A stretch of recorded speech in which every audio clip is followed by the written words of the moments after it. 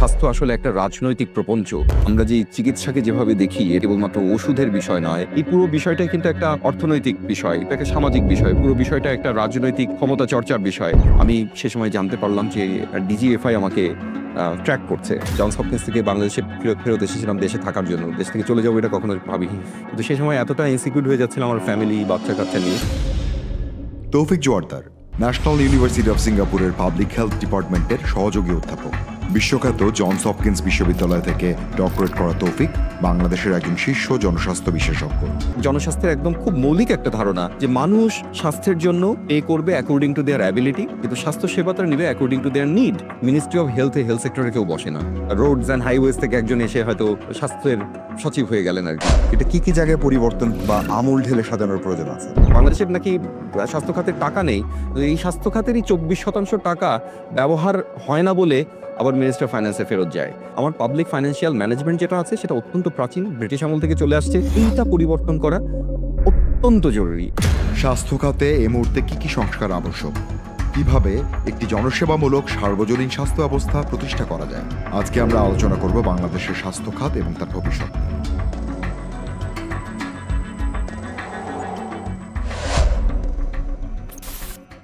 তৌফিক, কেমন আছো? হ্যাঁ, থ্যাংক ইউ প্রত্যয় ভাই। It's nice to B here. ভালো আছি। তো বাংলাদেশে কেমন লাগছে এখন? আ মনে হচ্ছে একটা নতুন দেশে আসছি। মানুষের মাঝে একটা নতুন প্রেরণা। যদিও ঠিক ৫ তারিখের পরে ৬ তারিখেও দেশে এসেছিলাম। তখন ওই নতুন একটা ভাইব আমার কাছে মনে হয়েছিল। মানুষের হয়তো সেই একটা অনিশ্চয়তা আছে, সবকিছুই আছে আগের মতো। কিন্তু মানুষের মাঝে যেন একটা মুক্তির আনন্দ সবার চোখে মুখে যেন ধরা পড়ে। এখনো আছে সেই জিনিসটা। আসলে ওই আশার প্রদীপটা আছে। আগে আশার প্রদীপটা হারায় গেছিল। তো ওখানে একটা ডিফারেন্স মেক করে। তোমার একটু ব্যাকগ্রাউন্ডটা বলবা। তুমি কিভাবে অ্যাক্টিভিজমের সাথে ইনভলভড হলা? তোমার ছাত্র জীবনে কি করতা? তারপরে কিভাবে বাংলাদেশের মুক্তির জন্য তুমি কাজ করেছো? একটু যদি বলো। আমাদের মেডিকেল কলেজে একটা কোর্স করতে হতো। সেটা হচ্ছে রেসিডেন্সিয়াল ফিল্ড সাইট ট্রেনিং বলে। অর্থাৎ আমাদেরকে গ্রামে নিয়ে যাওয়া হয় এবং সেখানে কিছু মানুষের সাথে ইন্টারভিউ কিভাবে করতে হবে এই জাতীয় কাজগুলো করা হয়। অনেকেই এই কোর্সটাকে বা কোর্সের এই অংশটাকে কমিউনিটি মেডিসিনের এই অংশটাকে খুব একটা গুরুত্ব দিয়ে দেখে না। কিন্তু আমার কাছে এটা কিন্তু খুব ইন্টারেস্টিং মনে হয়েছিল। আমরা যখন 3rd ইয়ারে পড়ি, আমরা দিনাজপুর থেকে গাইবান্ধা গিয়েছিলাম এবং সেখানে গাইবান্ধার একটা গ্রামে আমি দেখলাম যে একটা আপনি হয়তো জানেন যে উত্তরবঙ্গে আয়োডাইজড সল্টের অভাবে মানুষের কিন্তু গয়টার বলে একটা রোগ হয় আরকি, যেটাকে গলগণ্ড। হ্যাঁ, গলগণ্ড বলে। তো সেটা হয়। আমরা সবসময় খুব প্রমোট করতাম যে আপনারা আয়োডাইজড সল্ট খাবেন। তো এক মাকে আমি যখন জিজ্ঞেস করলাম যে, "আপনি আয়োডাইজড সল্ট খান কিনা?" তিনি বলছিলেন যে, আয়োডাইজড সল্ট খেতে যেই এক্সট্রা ৳৫ বা যত টাকাই হোক হয়তো সে সময়, এখন কারেন্সির চেঞ্জ হয়ে গিয়েছে। এটা প্রায় ২০ বছরের বেশি আগের কথা বলছি। যেই টাকাটা আমার এক্সট্রা লাগবে সেই টাকাটা জোগাড় করতে গেলে আমার ৩ দিন বা ৪ দিন আমার স্বামী, সন্তান, বাচ্চা-কাচ্চা সহ না খেয়ে থাকা লাগবে। মানে it's equivalent to my whole family's uh food cost. যখন একটা কৃষককে জিজ্ঞেস করছিলাম যে, "আপনি আম কেন?" মানে যেটা আমরা সচরাচর পড়ি যে মানুষকে স্যানিটারি ল্যাট্রিন ব্যবহার করতে হবে। তাকে যখন জিজ্ঞেস করলাম যে, "আপনি স্যানিটারি ল্যাট্রিন ব্যবহার করেন কিনা?" তিনি আমার হাত ধরে তার একটা ছোট কুঁড়েঘরের মধ্যে নিয়ে গিয়ে বললেন যে, "this is all I got from my ancestors." আমার পূর্বপুরুষের কাছ থেকে আমি এই পরিমাণ জমি পেয়েছি। একটা ছোট মানে এইটুকুন একটা জায়গা হয়তো হবে। এবং তিনি বলছেন যে, "এর মধ্যে কি আমি আমার ল্যাট্রিন বানাবো নাকি এখানে আমি রাত্রে শুবো? কোনটা করব?" এই ঘটনাগুলো আমাকে আসলে আমার বলতে গেলে চোখ খুলে দেয় আরকি। আমার কাছে মনে হয় যে আম আমরা যেই চিকিৎসাকে যেভাবে দেখি এটা আসলে কেবলমাত্র ওষুধের বিষয় নয়। এটা অধিকারের বিষয়। এটা আমাদের মানে আমরা এটাকে বলি এখন জানি এটাকে কি বলে। এটাকে বলে সোশ্যাল ডিটারমিনেন্টস অফ হেলথ, অর্থাৎ স্বাস্থ্যের সামাজিক নির্ণায়ক। তো এই জিনিসটা আমার কাছে মনে হয় যে কেবলমাত্র ওষুধ দেয়াটা হচ্ছে অনেকটা যেই একটা ছিদ্রযুক্ত বালতির মধ্যে পানি ঢালার মতো। যেখানে আপনি ঢালবেন এবং এখান থেকে বের হয়ে যাবে। আপনাকে ছিদ্রগুলো বন্ধ করতে হবে এবং সেটা করার জন্য আপনার সোশ্যাল লেভেলে কাজ করতে হবে। এটা কেবলমাত্র ওষুধের বিষয় নয়। স্বাস্থ্য আসলে একটা রাজনৈতিক প্রপঞ্চ। একজন সায়েন্টিস্ট ছিলেন, উনার নাম হচ্ছে ভার্কো। হ্যাঁ, ভার্কো বলছিলেন যে আম যে হেলথ হচ্ছে আসলে আম আম একটা কি বলে এটাকে, যে পলিটিক্স, এবং পলিটিক্স হচ্ছে হেলথ ইন লার্জার সেন্স। কেন মানুষের স্বাস্থ্য খারাপ হয়? তার মধ্যেই সবকিছুর উত্তর নিহিত, এবং কিছু মানুষ খারাপ স্বাস্থ্য নিয়ে জন্মায়, কিছু মানুষ খারাপ স্বাস্থ্যের যেই চক্র সেখান থেকে বের হয়ে আসতে পারে না। এই পুরো বিষয়টাই কিন্তু একটা অর্থনৈতিক বিষয়, পুরো বিষয়টা কিন্তু একটা সামাজিক বিষয়, পুরো বিষয়টা একটা রাজনৈতিক ক্ষমতা চর্চার বিষয়। অপুষ্টিতে কেন একজন মানুষ ভোগে? কারণ সে খাবার পায় না। কে খাবার পায় না? আপনি দেখেন তার সোশিও ইকোনমিক স্ট্যাটাস গুলো দেখেন। এই পুরো বিষয়টা কিন্তু একটা রাজনৈতিক আবহ, একটা পাওয়ার স্ট্রাগল এর ব্যাপার। তো এখান থেকে আমাদের কাছে মনে হয় যে একজন জনস্বাস্থ্যবিদ হিসেবে আমাদের পক্ষে কখনোই আম একটা অন্যায় শাসন যেটা মানুষকে ডিসএনফ্র্যাঞ্চাইজ করে, সেটার পক্ষে দাঁড়ানো সম্ভব নয়। একটা পেশাগত প্রণোদনা থেকেই আমি আসলে অ্যাক্টিভিজমের সাথে জড়িত হই। তারপরে ইতিহাসটা আসলে খুবই মানে অনেক অনেক ঘটনা ঘটে এর মধ্যে দিয়ে। তারপরে আমি একটা সময় আমার আসলে দেশও ছাড়তে হয় আরকি। সেটার পরিণতিতে একটা পর্যায়ে। কি হয়েছিল শেয়ার করতে চাও? কিছুটা শেয়ার করা যায়। আম আমি আ আ ২০১১ সালের পঞ্চদশ সংশোধনীর পর থেকে আমার কাছে মনে হচ্ছিল যে যে আওয়ামী লীগ ক্ষমতায় আসলে দেশে পরিবর্তন আসবে এরকম একটা চিন্তাভাবনা আমাদের মাথায় অনেকেরই ছিল সেই সময়কার তরুণ প্রজন্মের। হুম। সেই জিনিসটা ১ম হোঁচট খায় এবং কেন তত্ত্বাবধায়ক সরকারকে বাতিল করা হচ্ছে সেটা বুঝতে আসলে খুব একটা আমাদের বাকি থাকে না। তো ২০১৪ সালে যখন ঘটনাটা আমরা স্পষ্ট বুঝতে পারি যে কি ঘটতে যাচ্ছে, ইলেকশনের ঠিক আগের দিন আমি একটা ভিডিও ধারণ করেছিলাম যে আমি বলছিলাম যে, "আপনারা তো বলছেন যে সুষ্ঠু নির্বাচন হবে ইত্যাদি, ইত্যাদি। কিন্তু আজকে কালকেই প্রমাণ হয়ে যাবে যে আপনারা আসলে সত্য কথা বলছেন না মায়া কান্না কাঁদছেন।" হ্যাঁ? খুবই কঠিন একটা ভিডিও ছিল, ভিডিও বার্তা। তো সেই ভিডিও বার্তাটা আসলে বেশ কিছু রাজনৈতিক নেতৃবৃন্দের হাতেও পড়ে, বিএনপির শীর্ষ নেতৃবৃন্দের হাতেও পড়ে। তারপরে সেখান থেকে আমি কিছুটা আ এক ধরনের সিগনাল পাই বিভিন্ন মাধ্যমে যে, "লেটস ওয়ার্ক টুগেদার।" তো আমি ১ম এ আসলে কাজ শুরু করি বিএনপির সাথে সেই সময়ে। বিএনপির সাথে কাজ শুরু করি যে কাজগুলো সে সময় করি, একজন ঢাকা বিশ্ববিদ্যালয়ের একজন শিক্ষকের সাথে আমার পরিচয় হয় যিনি সেন্ট্রাল কমিটিতে ছিলেন, এখনো আছেন। তিনি আমাকে যে কাজটা দেন যে একটা জনমত যাচাই যে নির্বাচন পরবর্তী সময়ে মানুষের আম মানুষ কি ভাবছে এবং এখান থেকে বিএনপি কিভাবে ঘুরে দাঁড়াতে পারে, এরকম একটা বিষয় নিয়ে আমরা একটা কোয়ালিটেটিভ রিসার্চ করি। তখন বিএনপি বলে যে কাজটা করেছি তা না। যেহেতু সে সময় আম মানে একটা ফ্যাসিবাদী শাসনের বিরুদ্ধে বিএনপি মোটামুটি একটা ভিজিবল একটা পলিটিক্যাল পার্টি ছিল। তাই তো ছিল। হ্যাঁ, একটা কিছু ছিল। হ্যাঁ, সেরকম ছিল। সেই সূত্রেই তাদের সাথে আসলে এই যোগাযোগটা গড়ে ওঠে। পরবর্তীকালে জুনায়েদ সাকিব ভাই, তারপরে আ আ ফিরোজ আহমেদ ভাই অর্থাৎ আম আম গণসংহতি আন্দোলনের সাথেও একটা সম্পর্ক তৈরি হয়। তবে সেটা আরো পরে। সেটা হচ্ছে প্রায় ২০১৯ এর দিকে আরো ৪-৫ বছর পরে। ইন দ্য মিন টাইম আসলে তাদের সাথে বিএনপির সাথে আমার আরো অনেক কাজ করে দিয়েছি। অনেক স্ট্র্যাটেজিক পেপার তৈরি করে দিয়েছি। তাদের নেতৃবৃন্দের সাথে বিভিন্ন সময় বসেছি। কিভাবে হওয়া উচিত অর্থাৎ একটা তারুণ্যের দৃষ্টিকোণ থেকে তুলনামূলকভাবে তরুণ তখন আরেকটু তরুণ ছিলাম আরকি। এখন হয়তো কথাটা খাটবে না। বাট স্টিল ওদের মানে নতুন প্রজন্মের লিডাররা যেভাবে চিন্তা করবে বা মানুষ যেভাবে চিন্তা করবে সেই বিষয়গুলো নিয়ে তাদেরকে অনেক ইনপুট আমরা সে সময় দিয়েছিলাম। আম সে আর পরবর্তীকালে কোভিডের সময় যেটা হয় যে এই বিষয়টা আসলে একটা নতুন মাত্রা পায়। কারণ আমরা দেখি যে কোভিডের সময় যেই সিদ্ধান্তগুলো নেওয়া হচ্ছিল, সেই সিদ্ধান্তগুলো জনস্বাস্থ্যের দৃষ্টিকোণ থেকে ছিল সম্পূর্ণভাবে ভুল, বলতে গেলে হাস্যকর। কোভিডের পরে কিন্তু মানুষের একটা বড় রকমের শিফট হয়েছে। তারা পাবলিক হেলথকে চিনতে শিখেছে, বুঝতে শিখেছে। তার আগে কিন্তু সাধারণ মানুষের কাছে জনস্বাস্থ্য বলে ছবি এঁকে নানাভাবে বুঝাতে হতো যে আমি আসলে কি কাজ করি আরকি। কারণ জনস্বাস্থ্য আসলে কি? একটা ছেলে ডাক্তারি পাস করে এর কি করছে? সে রোগী দেখে না। আম এটা আসলে বোঝানো খুব মুশকিল হতো। কিন্তু কোভিডের পরে এই জিনিসটা অনেকটা সহজ হয়ে যায়। তো কোভিডের সময় সাংবাদিকরাও কিন্তু জনস্বাস্থ্যের কথাটা ১ম অনেকেই শোনেন এবং তারা খোঁজ নিয়ে যখন সার্চ দিয়ে দেখেন যে পাবলিক হেলথ ফাউন্ডেশন কে আছে, আমার নামটা চলে আসছে। তো স্বাভাবিকভাবেই তারা আমার কাছে আসতেন। অনেকের কাছেই যেতেন, আমার কাছেও আসতেন। যেহেতু আমি পাবলিক হেলথ ফাউন্ডেশনের এক্সিকিউটিভ ডিরেক্টর ছিলাম, প্রশ্ন করতেন যে এই যে সিদ্ধান্তটা হলো, ফর এক্সাম্পল আপনার হয়তো মনে আছে যে হঠাৎ করে সিদ্ধান্ত দেয়া হলো যে গার্মেন্টস ইন্ডাস্ট্রি গুলো সব বন্ধ করে দেয়া হবে এবং শ্রমিকরা সবাই বাড়ি চলে যাবে। বাড়ি চলে গেল। পরের দিন সিদ্ধান্ত হলো যে না, বিজিএমইএ গভর্নমেন্টের সাথে নেগোশিয়েট করে বলল যে না এটা বিরাট ক্ষতির কারণ হয়ে যাবে। তাদেরকে ঢাকায় ফিরিয়ে আনা হোক। ঢাকায় ফিরিয়ে আনার সিদ্ধান্ত দেয়া হলো।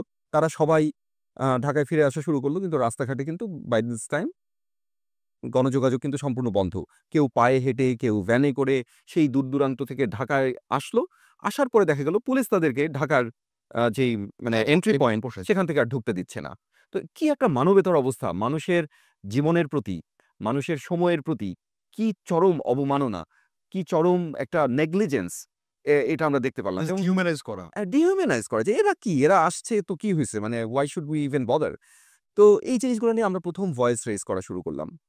যে এটা তো হওয়ার কথা ছিল না। আপনারা ডিসিশনগুলো জনস্বাস্থ্য বিশেষজ্ঞদের সাথে কথা বলে না। আপনারা কেন কয়েকজন আমলা বসেই সিদ্ধান্তটা নিবেন? সিদ্ধান্তটা নিবে জনস্বাস্থ্য বিশেষজ্ঞরা। তারা আপনাকে প্রেডিকশন দিতে পারবে যে একটা এই ধরনের একটা আম আম অতিমারি কোন দিকে টার্ন নিতে পারে, সে সময় কি ধরনের পদক্ষেপ নেওয়া উচিত, স্বল্প মেয়াদে কি ধরনের পদক্ষেপ নেওয়া উচিত, দীর্ঘমেয়াদে কি ধরনের পদক্ষেপ নেওয়া উচিত। তাহলে আমরা আপনাকে বলতে পারতাম। কারণ আপনার হয়তো মনে থাকবে সে সময় এটাকে কিন্তু লকডাউন বলা হয়নি। সেটাকে বলা হচ্ছিল আ ছুটি, সাধারণ ছুটি ঘোষণা করা হয়েছে। নিষেধাজ্ঞা এবং সাধারণ ছুটির নাম দিয়ে কিন্তু সে সময় অনেক তরুণ আম আ কাপল কক্সবাজারে গিয়েছে। এমনকি বিবাহ বন্ধনেও আবদ্ধ হয়েছে আরকি। মানে এটা খুব আনন্দের একটা বিষয়। সাধারণ ছুটি কি আনন্দের বিষয়, তাই না? এটা এরকম ব্যাপার। কিন্তু আসলে তো ব্যাপারটা তা না। এটা যেটা যা তাকে তো সেটাই বলতে হবে। এর ২ টা ডাইমেনশন কিন্তু অলরেডি আমি আপনাকে বলে দিয়েছি। আরো একটা ঘটনা ঘটেছে। যেই বাসায় কোভিড এর রোগী পাওয়া যাচ্ছে তার মাথার উপরে একটা লাল রঙের পতাকা টাঙিয়ে দেওয়া হয়েছে। এবং এভাবে কিন্তু মানুষকে স্টিগমাটাইজ করা হয়েছে। পরে এমন একটা অবস্থা হয়েছে মানুষ নিজের কোভিড হয়েছে এই সন্দেহ করলে সেটার চেক করাতেও যেত না। কারণ সে ওই লাল চিহ্ন মার্কা বাড়ির মালিক হতে চায় না।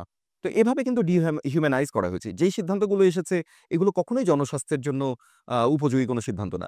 আরো ২ টো সিদ্ধান্তের কথা বলে হয়তো শেষ করব কারণ এটা বলতে থাকলে রাত পার হয়ে যাবে। আমরা জানি যে আপনার হয়তো মনে থাকবে যে যখন ঈদ আসলো, তখন হঠাৎ করে বলা হলো যে, "আপনারা যদি ঈদের নামাজ একান্ত পড়তে হয়, তাহলে আপনারা মসজিদে গিয়ে নামাজ পড়বেন।" হ্যাঁ? কিন্তু এটা খুবই হাস্যকর একটা সিদ্ধান্ত। ঈদগাহে কারণ না গিয়ে মসজিদ ঈদগাহে না গিয়ে মসজিদে। কারণ বলা উচিত ছিল যে কারণ ট্র্যাডিশনালি, কালচারালি আমরা ঈদগাহে নামাজ পড়ি যেখানে ট্রান্সমিশনটা কম হয়। কারণ এটা হচ্ছে ওপেন স্পেস। আর মসজিদে কিন্তু ট্রান্সমিশনটা আরো বেশি হয়। তার আরো বিপদ বেশি, ঝুঁকি বেশি। সে ঝুঁকি বাড়িয়ে দিচ্ছে। কারণ সিদ্ধান্তটা আসলে এসছে যে তখন তো একটা স্বৈরাচারী শাসন। তার মনে হচ্ছে যে আমি একটা ড্রামাটিক একটা ডিসিশন দিয়ে দিব এবং সেই ডিসাইসিভ একটা সিদ্ধান্ত দিয়ে দিব এবং সেটা সবাই মানবে। না মানলে তার উপর জোর জুলুম করা যাবে। এভাবে আমি তাকে মানিয়ে ফেলব। এরকম একটা চিন্তাভাবনা থেকে কিন্তু সিদ্ধান্তগুলো আসতো। তারপরে আপনার হয়তো মনে থাকতে পারে যে হঠাৎ করে বলা হলো যে এতটার মধ্যে বোধহয় ৫ টা বা ৬ টার মধ্যে সব দোকানপাট বন্ধ হয়ে যাবে। এর মধ্যে সব করতে হবে, কেনাকাটা করতে হবে। কিন্তু এটাতে হলো কি? যে অল্প সময়ের মধ্যে সব মানুষ গিয়ে জড়ো হলো ওই মার্কেটের মধ্যে। উচিত ছিল যেটা বলা যে, "আমরা সময় বাড়িয়ে দিচ্ছি। আপনারা দরকার হলে সারারাত ধরে কেনাকাটা করেন। কিন্তু একসাথে ১০ জনের বেশি ঢুকবেন না বা ২০ জনের বেশি ঢুকবেন না। তাহলে ট্রান্সমিশনটা কম হবে।" তো এটা হচ্ছে সায়েন্টিফিক অ্যাপ্রোচ। কিন্তু সায়েন্টিফিক অ্যাপ্রোচ আমরা কোথাও দেখলাম না। দেখলাম যে একের পর এক এ ধরনের সিদ্ধান্ত আসছে। এর মধ্যে যে ঘটনাটা ঘটলো যে আম আপনার ইয়ের কথা মনে আছে হয়তো তাসনিম খলিল ভাই উনার নেত্র নিউজ থেকে উনার একটা প্রজেকশন লিক আউট করলেন আরকি। এবং সেই সূত্র ধরে ২ জন সায়েন্টিস্টকে সে সময় তুলে নিয়ে যাওয়া হলো। এবং তাদের ইউনিভার্সিটি তাদেরকে ডিজোন করল। মানে তারা যেটা করছিলেন যে ইংল্যান্ডের একটা মডেল ব্যবহার করে ইম্পেরিয়াল কলেজের মডেল ব্যবহার করে তারা জাস্ট একটা ম্যাথমেটিক্যাল প্রজেকশন করেছিলেন যে কোভিড যদি এভাবে বাড়ে তাহলে এটা এরকম একটা মাত্রা নিতে পারে। এবং সেখানে আরো একটা ইন্টারেস্টিং বিষয় ছিল। তারা যেটা বলছিল যে বাংলাদেশে কোভিডের বর্তমানে যেই চিত্র দেখা যাচ্ছে সেটা আসলে বাস্তবতার সাথে মেলে না। আমাদের হিসাব বলে যে কোভিড সম্ভবত ২০ মার্চ ২০২০ সালের ২০ মার্চ আমি যদি ভুল না করি, কয়েকদিন এদিক-সেদিক হতে পারে। ২৬ মার্চে সম্ভবত ওই যে শতবর্ষ মুজিব শতবর্ষ পালন করার কথা ছিল। তার সপ্তাহখানেক আগে ১ম তারা ডিক্লেয়ার করল যে কোভিড আসলেই পাওয়া গিয়েছে। কিন্তু তারা তাদের প্রজেকশন দিয়ে দেখালেন যে এটা আসলে হতে পারে না। এটা মিনিমাম আরো সপ্তাহ ২ এক আগে বা ২০ দিন আগে এটা বাংলাদেশে এসেছে। সেটা যদি বাংলাদেশে না আসতো তাহলে এই মাত্রাটা দেখা যেত না। কারণ এটা তো ম্যাথমেটিক্স এটা তো হতে পারে না যে আজকে হঠাৎ করে কোভিড বাংলাদেশে ঢুকলো, কালকের থেকে এটা স্পাইক করলো। ব্যাপারটা এভাবে কাজ করে না। কারণ প্রত্যেকটা ডিজিজের একটা লেটেন্ট পিরিয়ড থাকে। একটা সময় নেয়। সে শরীরের ভেতরে ঢোকার পরে সেটা মাল্টিপ্লাই করতে সময় লাগে। তার মানে এটা ডেফিনিটলি তার আগে এসেছে। আবার অনেকগুলো মানুষের না হলে মানে এই মাত্রায় এটা পৌঁছানোর কোনো সম্ভাবনা ছিল না। অর্থাৎ তারা ম্যাথমেটিক্যালি দেখালেন যে এটা আরো আগেই বাংলাদেশে ঢুকেছে। কিন্তু সরকার যেকোনো কারণেই সেটাকে আম মানে প্রকাশ করেনি। অ্যাকনোলেজ করেনি। অ্যাকনলেজ করেনি। তার আরো একটা প্রমাণ আছে। সিঙ্গাপুর জেনারেল হসপিটালে একজন এমপি গিয়েছিলেন একটা ইউরোলজিক্যাল আম আম আ অপারেশন সার্জারি করার জন্য। তার প্রোস্টেট সার্জারি বা এরকম কিছু একটা করার জন্য তিনি গিয়েছিলেন। তখনও কিন্তু বাংলাদেশে কোভিড ডিক্লেয়ারও করা হয়নি। অথচ তার শরীরে কিন্তু পাওয়া গেল কোভিড। তিনি বাংলাদেশ ছাড়া অন্য কোনো দেশে যাননি। তার মানে বোঝা যাচ্ছে তখন অলরেডি বাংলাদেশে কমিউনিটি ট্রান্সমিশন হয়ে গিয়েছে। কমিউনিটি ট্রান্সমিশন যদি এমন হতে পারত যে উনি হয়তো কোভিড আছে এরকম একটা দেশে গিয়েছেন, সেখান থেকে তিনি সিঙ্গাপুরে গিয়েছেন তাহলে বলা যেত যে এটা বাংলাদেশে কমিউনিটি ট্রান্সমিশন হয়নি, তিনি অন্য কোনো জায়গা থেকে এটা পেয়েছেন। কিন্তু তার মানে বোঝা যাচ্ছে যে বাংলাদেশে এখনো কোভিড ডিক্লেয়ারই করা হয়নি। অথচ বাংলাদেশের একজন এমপি যিনি অন্য কোনো দেশেও যাননি, তিনি সিঙ্গাপুরে গিয়ে কোভিড আক্রান্ত বলে শনাক্ত হলেন। তার মানে ডেফিনিটলি সরকার এই তথ্যগুলোকে হাইড করে যাচ্ছিল।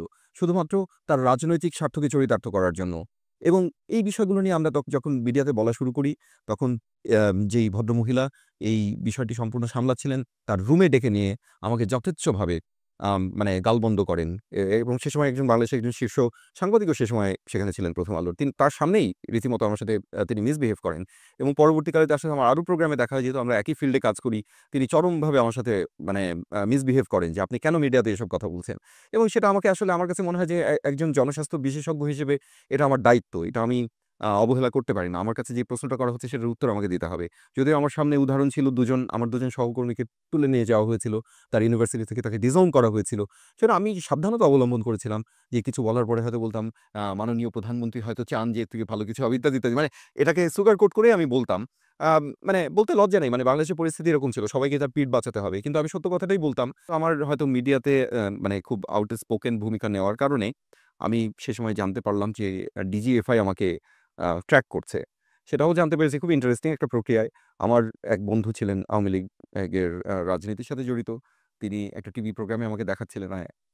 এটাও ইন্টারেস্টিং যে আওয়ামী লীগের অফিসে নাকি সে সময় ডিজিএফআই এর চড়রা বসে থাকতো। বসে একসাথে চা, সিগারেট এগুলো খেত আরকি এবং গুলতানি মারত যেটাকে বলে আরকি।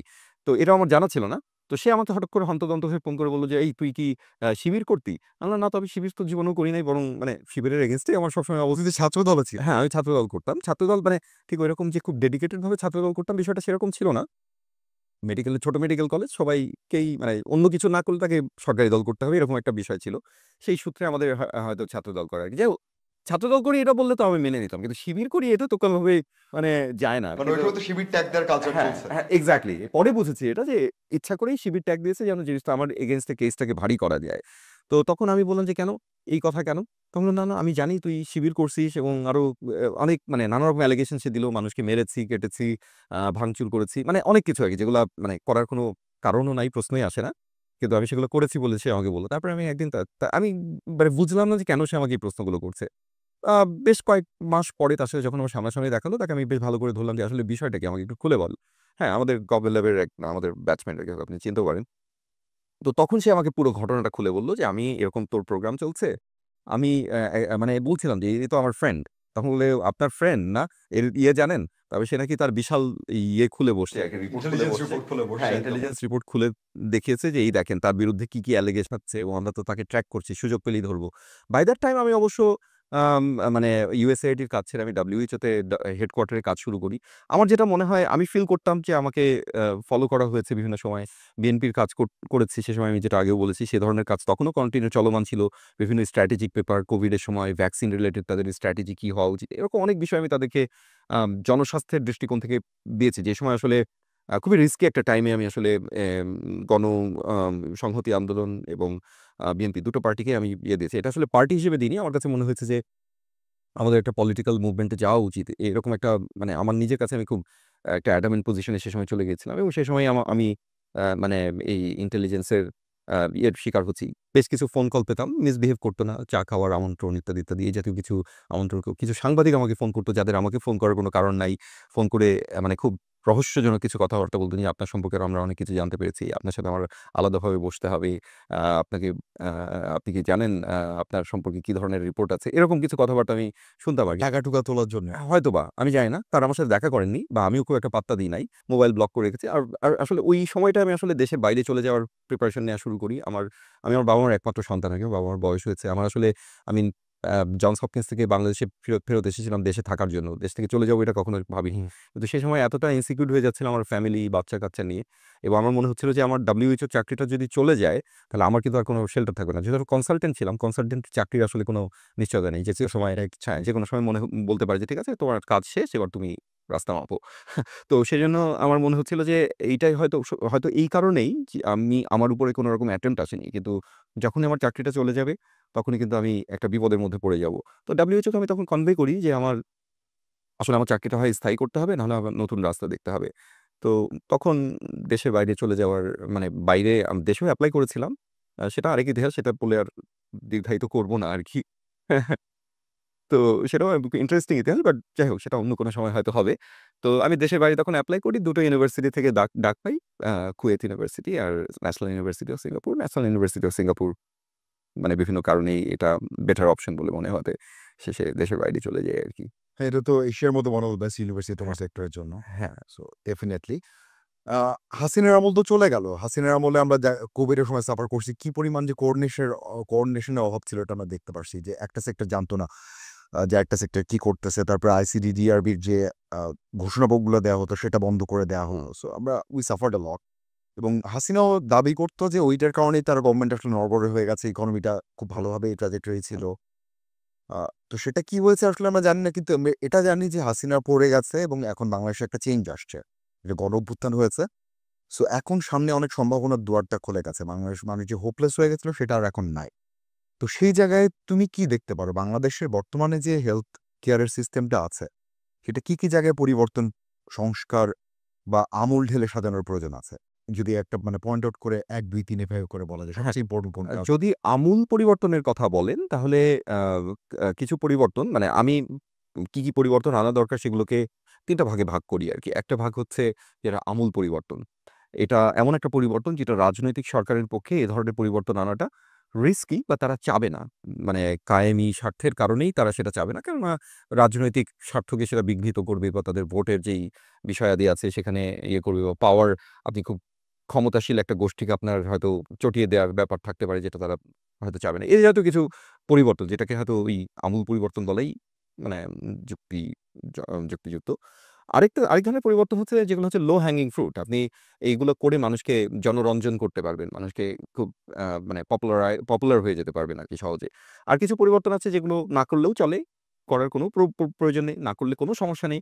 কিন্তু করলে ভবিষ্যতের দিকে বাংলাদেশকে এটা প্রপেল করবে। সামনের দিকে এগিয়ে নিয়ে যাবে এবং নতুন একটা ধারা সৃষ্টি করবে।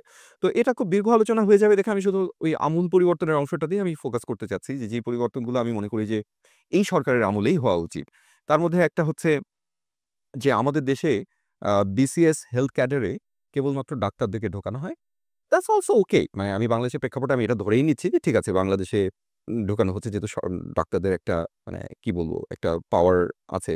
আম বলা হয় যে ডাক্তারদেরকে বেশি চটালে সরকার ফল করতে পারে। এরশাদের উদাহরণ দেয়া হয় কিন্তু হ্যাঁ, হ্যাঁ। এরশাদ কিন্তু ডাক্তারদের বিরুদ্ধে বেশ কিছু স্টেপ নিচ্ছিলেন এবং সে সময় আ তিনি ফল করেন। তো এই উদাহরণটা অনেক সময় সামনে চলে আসে। তো তাদেরকে চটানোর খুব একটা প্রয়োজনও নেই। আস্তে পরিবর্তনটা হয়তো ক্রমান্বয়ে আনা যেতে পারে। কিন্তু যেটা ইন্টারেস্টিং সেটা হচ্ছে যে স্বাস্থ্য ব্যবস্থার কাজগুলো কিন্তু কেবলমাত্র রুগী দেখা না। স্বাস্থ্য ব্যবস্থাকে যদি আপনি একটা ইন্টিগ্রেটেড কেয়ার চিন্তা করেন, এখানে প্রিভেনশন, প্রমোশন তারপরে হচ্ছে কিউর, হ্যাঁ? হুম। তারপরে রিহ্যাবিলিটেশন, প্যালিয়েশন এভাবে নানাভাবে ভাগ করা যায়। তো আমাদের স্বাস্থ্য ব্যবস্থা কেবলমাত্র কিউর। অর্থাৎ আমি শুধু কিউরেটিভ ট্রিটমেন্ট দিব। এটাই হচ্ছে আমার যেন উদ্দেশ্য। কিন্তু আমার কিভাবে আমি রোগকে প্রতিরোধ করব, কিভাবে আমার স্বাস্থ্যের অবস্থাকে আরো উন্নত করব, সেগুলো নিয়ে খুব একটা আছে কাজ কিন্তু সেটা নিয়ে খুব একটা গুরুত্ব নেই। তারপরে আমার প্যালিয়েটিভ কেয়ার খুব মানে নামকাওয়াস্তে আছে বিএসএমএমইউ তে বা আরো ২-১ জায়গায় হয়তো তাও তো প্রাইভেট কিছুদিন আগে আছে করছে, বেশি বলতে দিন গেলে না নাই। ১০ বছর। হ্যাঁ, খুবই সামান্য। অর্থাৎ দেখা যাচ্ছে যে আমার দৃষ্টিভঙ্গিটা কেবলমাত্র কিউরেটিভ এবং সেটার আলোকেই আমার পুরা স্বাস্থ্য ব্যবস্থাকে মানে স্বাস্থ্য ব্যবস্থাটাকে তৈরি করা হয়েছে। এখানে ডাক্তাররা আসবে, ডাক্তারদেরকে মেডিকেল অফিসার হিসেবে বিভিন্ন জায়গায় পোস্টিং দেয়া হবে। তারা মূলত চিকিৎসা দিবে। কিন্তু সেই চিকিৎসার ম্যানেজমেন্টের বিষয় আছে। আমার ডিজিজ সার্ভেইলেন্স এর বিষয় আছে। আম জনগণের মাঝে স্বাস্থ্যের বিষয়ে সচেতনতা তৈরি করার বিষয় আছে। এগুলো কে করবে? তো এগুলো করার তারপরে অ্যাডমিনিস্ট্রেশন সামলানো। মনে করেন একটা হাসপাতাল, সেটা প্রপারলি ম্যানেজ করার বিষয় আছে। শুধু হাসপাতাল না, একটা ডিস্ট্রিক্টের স্বাস্থ্যের অবস্থা কেমন হবে? স্কুল হেলথ কিভাবে চলবে? এগুলো দেখার বিষয় আছে। কিন্তু এগুলো দেখার জন্য তো জনস্বাস্থ্যবিদের প্রয়োজন। কিন্তু অথবা এট লিস্ট অ্যাডমিনিস্ট্রেটরের প্রয়োজন, জনস্বাস্থ্যবিদের প্রয়োজন। অর্থাৎ নন ক্লিনিক্যাল কিছু মানুষের প্রয়োজন। তাদেরকে কিন্তু সেভাবে আমাদের স্বাস্থ্য ব্যবস্থায় অ্যাকোমোডেট করা হয়নি। সেজন্য আমি এটা আমার এটা পলিসি এনালাইসিস করেছিলাম ২০১৩ সালে এবং ১ম আমি এটার ফেভারে এভিডেন্স জেনারেট করি যে বাংলাদেশের স্বাস্থ্য ব্যবস্থা একদম শুরু থেকে শ্রীলঙ্কায় এটা করা হয় কিছুটা। ওখানে ২ টো ট্র্যাক আছে। তো আমরা বলছিলাম যে ৩ টা ট্র্যাক তৈরি করতে হবে। ১ম রিফর্ম যেটা, যেই একটা ট্র্যাকে হেলথ আ আ সার্ভিস প্রোভাইডার বা হেলথ সার্ভিস যারা দিবেন, অর্থাৎ চিকিৎসা সেবা যারা দিবেন, তারা থাকবেন। আরেকটা ট্র্যাকে মেডিকেল এডুকেশন এবং রিসার্চ যারা করবেন, ক্লিনিক্যাল রিসার্চ করবেন তারা থাকবেন। মেডিকেল কলেজের টিচার যারা হয়তো লেকচারার থেকে অ্যাসিস্ট্যান্ট প্রফেসর হবেন বা অ্যাসোসিয়েট প্রফেসর হবেন ইত্যাদি। তাহলে একটা স্বাস্থ্যের একটা গবেষণার ধারা তৈরি হবে। এখনো আছে কিন্তু সেটা দেখা যায় যে সেলস সার্ভিস থেকে নিয়ে ওখানে বসিয়ে দেওয়া হয়, এখান থেকে নিয়ে ওখানে বসিয়ে এভাবে চলছে আরকি। কোনো ট্র্যাক নেই। আমার সামনে একটা ক্যারিয়ার ট্র্যাজেক্টরি নেই। এবং অ্যাডমিনিস্ট্রেটরদের অবস্থা সবচেয়ে খারাপ। সাধারণত বলা হয় যে কেউ অ্যাডমিনিস্ট্রেশন ট্র্যাকে যায় না। অর্থাৎ বাই চয়েস যায় না, বাই চান্স যায়। অর্থাৎ কোথাও চান্স না পেলে তখন যায় আরকি বেসিক্যালি মানে সে ভালো কিছু করতে পারেনি সেজন্য তাকে কোথাও চান্স পায়নি সেজন্য সে অ্যাডভান্স নাহলে এই মানুষগুলো তো আসলে সবসময় ডিমোটিভেটেড থাকবে।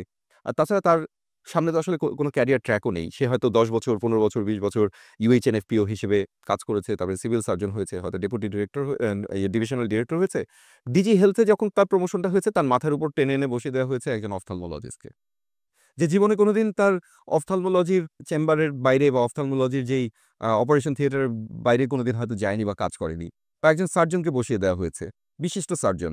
তাকে বানানো হয়েছে ডিজি হেলথ যেটা হচ্ছে সম্পূর্ণভাবে একটা অ্যাডমিনিস্ট্রেটিভ পোস্ট। তিনি না বুঝেন অ্যাডমিনিস্ট্রেশন আর না পারেন তার সার্জারিটা প্রপারলি করতে। কারণ হচ্ছে তিনি যখন অ্যাডমিনের কাজ করবেন তার তো ওই রোগীদেরকে সময় দেয়। আমরা কিন্তু ২ দিক থেকে ক্ষতিগ্রস্ত হচ্ছি। হুম। সেজন্য আমার প্রস্তাব হচ্ছে যে ৩ টা ডিস্টিংক্ট ট্র্যাক থাকবে। সবার জন্যই এটা ভালো হবে। যে যেই বিষয়ে নিজের ক্যারিয়ারটা তৈরি করতে চায় সেই বিষয়ে সেখানেই থাকবে এবং এভাবে কিন্তু একটা স্বাস্থ্য ব্যবস্থা আল্টিমেটলি সামনের দিকে এগিয়ে যাবে। কারণ এখন যেটা হয় যে একজন হয়তো দারুণ public health management skill develop করেছে। কিন্তু সে তার স্কিলটা পুরোপুরি ব্যবহার করতে পারে না। তাকে হয়তো হঠাৎ করে ধরে নিয়ে আবার একটা উপজেলা হেলথ কমপ্লেক্সের মেডিকেল অফিসার বানিয়ে দেওয়া হলো। বা অন্য একটা পোস্টে বসিয়ে দেওয়া হলো যেটা তার এতদিনের ডেভেলপ করা ক্যারিয়ারের সাথে সম্পূর্ণভাবে অসঙ্গতিপূর্ণ। বা যেই মানুষটা সারা জীবন ধরে কিডনির অপারেশন করেছেন বা গল ব্লাডারের অপারেশন করেছেন তাকে নিয়ে হঠাৎ করে বসিয়ে দেওয়া হলো একটা অ্যাডমিনিস্ট্রেশনের মাথায়, যিনি অ্যাডমিনিস্ট্রেশনের কিছুই বোঝেন না। তো এটা সম্পূর্ণভাবে একটা chaotic একটা সিচুয়েশন আছে। এটা ট্র্যাক তৈরি করতে হবে। এটাই শুধু না, এখানে আরো একটা ডাইমেনশন আছে। সেটা হচ্ছে আপনি জানেন কিনা জানি না। বাংলাদেশ বোধহয় পৃথিবীর অন্যতম বা হয়তো একমাত্র দেশ যেখানে ministry of health A health সেক্টরে কেউ বসে না। যদি না ব্যতিক্রমীভাবে ১ জন ২ জনকে আলাদাভাবে নেওয়া হয়। সেখানে বলা হয় যে এখানে সাধারণত যারা সচিব হন বা তার পরের পোস্ট হ্যাঁ, অ্যাডমিন ক্যাডারের লোকজন আসে বা অন্যান্য ক্যাডার থেকে আসে। রোডস অ্যান্ড হাইওয়েজ থেকে একজন এসে হয়তো আ স্বাস্থ্যের সচিব হয়ে গেলেন আরকি। এই জাতীয় ঘটনাগুলো এখানে অহরহ ঘটছে। অথচ যেই মানুষগুলো সারা জীবন মানে ইচ্ছায় হোক, অনিচ্ছায় হোক, ভালোভাবে হোক, মন্দভাবে হোক, স্বাস্থ্য ব্যবস্থাকে দেখে বুঝে সারা জীবনের ক্যারিয়ারটা তৈরি করেছেন। তাদের ক্যারিয়ারটা মুখ থুবড়ে পড়ে ওই ডিজি হেলথ এর পর্যন্তই। তাও সর্বোচ্চ পর্যায়ে তো সবাই যেতে পারেন না, হয়তো একজন যান। কিন্তু তার উপরেও তো আসলে ডিসিশন মেকিং তো হয় মিনিস্ট্রি অফ হেলথ এ। সেখানে বলতে গেলে কেউই যান না। হাতে গোনা কয়েকজন হয়তো আছে ব্যতিক্রমীভাবে যান, বিক্ষিপ্তভাবে যান। কিন্তু এটার কোনো ক্যারিয়ার ট্র্যাক নেই। তো আমি বলছি না যে কৃত্য পেশাভিত্তিক ক্যারিয়ার ট্র্যাক এর কথা বলা হয়। তো এটা হয়তো আস্তে, আস্তে এটা হওয়া উচিত আমি মনে করি যখন একটা দেশ সুপার স্পেশালাইজড হয়। একটা সময় ছিল আজ থেকে হয়তো ২০ বছর আগে, ৩০ বছর আগে স্পেশালাইজেশন বাংলাদেশে গড়ে ওঠেনি। সে সময় এটার একটা যুক্তিসঙ্গত আ যৌক্তিকতা ছিল। তো এখন কিন্তু এটা আর যৌক্তিক না। আমাদের প্রচুর মানে স্পেশালাইজড পিপল তৈরি হয়েছে প্রত্যেকটা ফিল্ডের। তাহলে আমি কেন মানে জাস্ট আ একটা ক্যাডারের আ ইগোকে স্যাটিসফাই করার জন্য, ইগোকে কি বলা যায় এটাকে? মানে আম আম মানে তাদেরকে জাস্ট স্যাটিসফাই করার জন্য, তাদেরকে হ্যাপি করার জন্য আমি ওই জিনিসটা বজায় রাখবো। তাদেরকে একটা সার্টেন পার্সেন্টেজ দিয়ে রাখবো। বরং এমন হওয়া উচিত যে ঠিক আছে মিনিস্ট্রি অফ হেলথ এ যদি ফর এক্সাম্পল ৫০ টা পোস্ট থাকে, বলা যেতে পারে যে ঠিক আছে এই পোস্টগুলোর মধ্যে কতগুলো পোস্ট আছে জেনারেলিস্ট, এখানে যে কেউ দায়িত্ব পালন করতে পারবে। কিন্তু কিছু, কিছু পোস্ট আছে ইটস রিয়ালি স্পেশালিস্ট। এখানে আমার স্বাস্থ্য ব্যবস্থার তাত্ত্বিক এবং ব্যবহারিক জ্ঞান ছাড়া এই সিদ্ধান্তগুলো আসলে নেয়া সম্ভব না। সেই পোস্টগুলোতে অন্তত স্বাস্থ্য ক্যাডার থেকে যারা উঠে এসেছেন তাদেরকে নিয়োগ দেওয়া হয়। আর যেখানে জেনারেলিস্ট পাবলিক দিয়ে হবে সেখানে দরকার হলে আসুক। এখানে কোনো কোটার বিষয় না। অর্থাৎ আমাকে ২৫% দিতেই হবে, আমাকে ৭৫% দিতেই হবে, আমাকে ৫০% দিতেই হবে। এইগুলা তো কোনো যৌক্তিক দাবি হতে পারে না। আমার ওখানে যদি ৫০ টা পোস্টের মধ্যে যদি ৫০ জনও নন হেলথ সেক্টরের মানুষ দিয়ে চলে তাহলে নন হেলথ সেক্টরের মানুষ দিয়েই চলুক, কোনো অসুবিধা নাই। 100% দিয়ে উনারা থাকুক, কোনো অসুবিধা নাই। কিন্তু সেখানে যদি মানে ৫০ জনের মধ্যে ১০ জন বা ৪০ জন যদি আমার স্পেশালিস্ট দরকার হয়, অর্থাৎ হেলথ সেক্টরের স্পেশালিস্ট দরকার হয়, সেখানে আমার সেই ৪০ জনকে আনতে হবে। অর্থাৎ 80% আনতে হবে। যদি ১০০ ভাগ মানুষ সেরকম দরকার হয়, আমি ১০০ ভাগকে আনবো। বিষয়টা নিড বেসড হতে হবে। এটা হচ্ছে আমার কথা। তো এই রিফর্মটা আমার দেশের জন্য খুবই জরুরি। কারণ এই রিফর্মটা হয়তো একটা পলিটিক্যাল গভর্নমেন্ট আসলে যেহেতু আমলাতন্ত্রের সাথে তাদের একটা নেক্সাস তৈরি করতে হয় বা তৈরি হয়ে যায়, সেই সুবাদে তারা একটা পাওয়ারফুল মন্ত্রণালয়ের আমলাদেরকে চটাতে চাবেন না।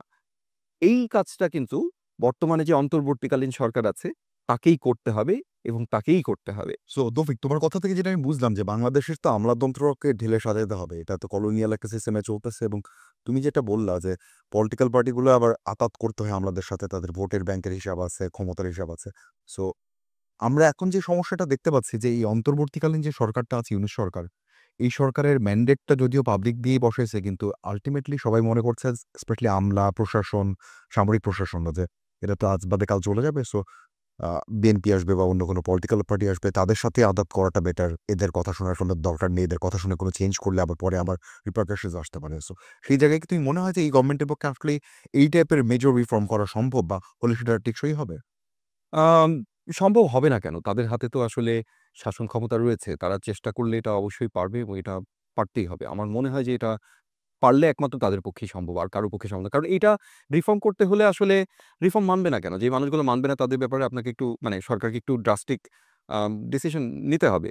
আর যারা সরকারি চাকরি যারা করে তাদেরকে তো আসলে সরকারি সিদ্ধান্ত মেনে নেওয়াটাই তাদের প্রতিজ্ঞা। তাদেরকে তো let me just track back a little, মানে রিফর্ম মানবে না হয়তো এই সরকারের আমলে মানতে বাধ্য হলো। বাট গভর্নমেন্ট চেঞ্জ হয়ে গেলে আবার আগের জায়গায় ব্যাক করবে না?